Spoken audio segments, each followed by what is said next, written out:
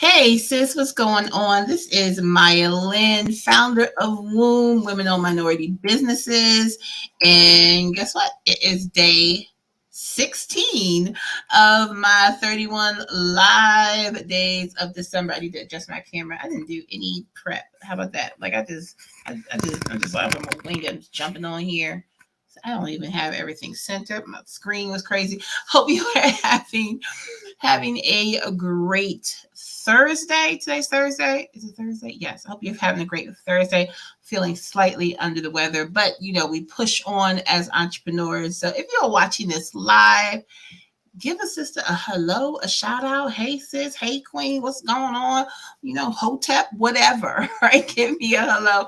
And if you are watching this in the replay, same thing, same rules. Say hi, so I know that you stopped by. All right. And we are in Richmond, Virginia. It has been absolutely gorgeous today.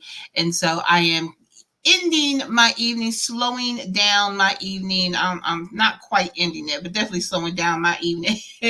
Thank you for saying hi, my Facebook users. I will see who that is when I go back and look. So I don't have I'm not looking at Facebook right now.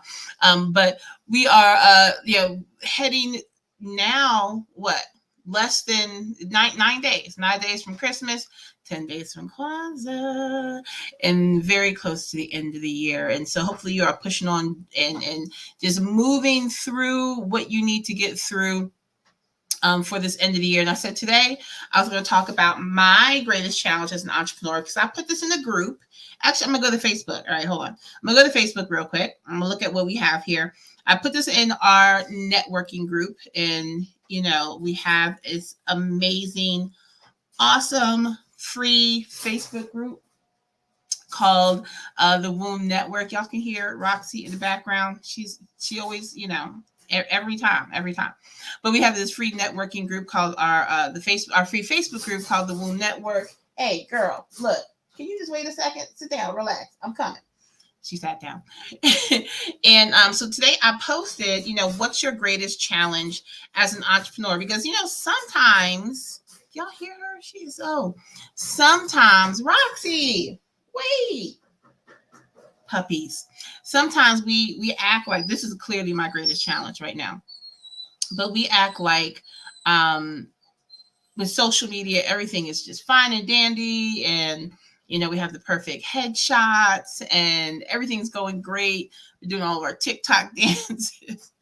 But that's not every day. That's not reality. And I think it is irresponsible for those of us who are entrepreneurs to put on this, this facade that everything is peachy keen. We're living the boss life. We're boss bitches, all that fun stuff. Without telling the other side of it, because it's some long days. If you think being an entrepreneur, all of a sudden you got all of your time back and you're doing what you want when you want. That's true. You're getting your time back, but you're getting your time back for you to pursue what you love. And usually that actually adds more time. So lots of times as entrepreneurs, especially once you're full-time as an entrepreneur, you thought a 40-hour work week was long. Entrepreneurs, it's constant. It's 24/7. And if you are trying to build a business, Ladybug, can you please wait a second? If you are trying to build a business with a puppy, look, now I gotta wait. Hold on. I gotta let her out, y'all. I'm gonna let her come say hi, though. No, I'm not. I'm not gonna let her come say hi. But I am gonna let her out of her crate. For now. Now, normally I would let her cry because I do not respond to a whiny puppy. You can go sit down. But I'm live. That's just how live is. All right, anyway. Restart. So one of the greatest challenges as entrepreneurs is one, I looked at some of the topics or things that some of our folks in our group talked about. And I'm going to share some of them with you. And then I'm not going to give names unless you're in the group, and you'll be able to see it yourself. All right. But one of our connections said just trying to balance work and business. So that's a huge challenge if you are building a business and working full time, like really trying to find the balance between, those 40 hours plus that you have to dedicate to your job, and then still being able to give all of that energy, that same level, if not more energy, to your business. I have a course called Your 168, and how to balance those 168 hours that we all have. 40 of them are for your job, right? So what are you going to do with the other 128 hours? I call it the rule of 72. There's a whole different rule of 72, because 72 hours after 40 hours of work and 8 hours, hopefully a day of sleeping, you have 72 hours left to do all the other things that you want to do. And so it's really about how do you create that balance for those 72 hours. Someone else said, finding reliable and trustworthy people to delegate work to. Building that team. Oh my goodness, having that team is so important, y'all. Building a website. Solopreneurs trying to do everything. Building your own website, that can definitely be a challenge. Someone else said just marketing, having new marketing ideas. And so all of those things can definitely present a challenge to entrepreneurs at every level. So if you want to add your thoughts to that, you want to make sure you go to our Facebook group, the Womb Network. Our information is there, or you can just search the Womb Network in your Facebook search bar, and it'll take you there. Okay. We're adding new members every single day in our Facebook group, so make sure you join us. But my personal challenge, honestly, and this has always been a challenge for me, even before I started my own business, is the fact that I say that I have business ADHD, right? I am very distracted when I have a new idea.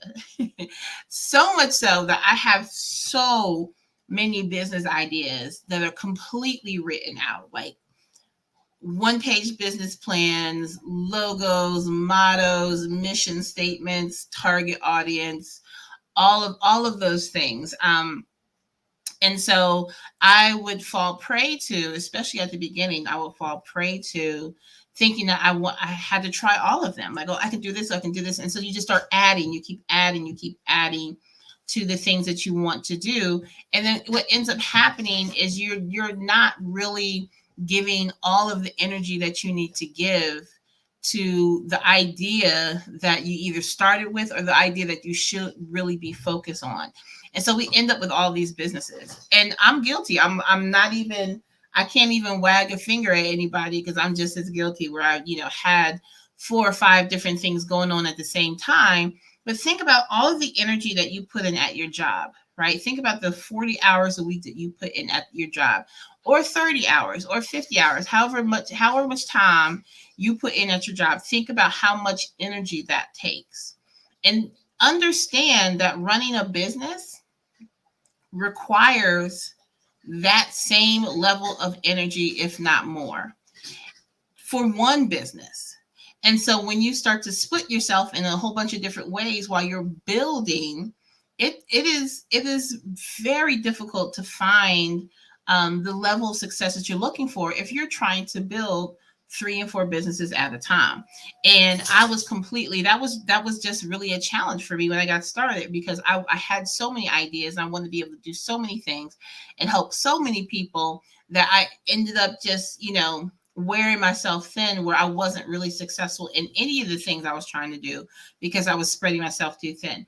And so, really staying focused on seeing an idea through. What is her name? There's a sister in Lamar Tyler's traffic sales and profit group, Joy Pittman. She's an HR specialist. I think that's her tagline too. But I was on a Clubhouse one day, and Joy said, trying to start, not saying that you can't have more than one business. That's not what we're saying. But trying to start more than one business at a time is like trying to build 3 or 4 houses all at the same time while you're still homeless. And that was the clearest, most accurate depiction for me when it comes to, like, how can you, like, build your house, build a house that you can live in, that you can work in, that you can raise your family in, and then add a house, and then add your other houses. But get yourself stable first. So before you start 3 and 4 businesses, get one making you the money that you want to make. Maybe that you need to get that business to the point where you can leave your job. Because if you're working a job and building a business and you're trying to add 2 or 3 more, where's the energy going to come from? Where are the resources going to come from? Give yourself an opportunity to build something that can either replace your job or give you now enough freedom and choices that when you start your next venture, you can actually, it's automated, it's running, it's got the team that it needs, it's got the resources that it needs, it's got the systems that it needs for it to go, and before you add your next thing.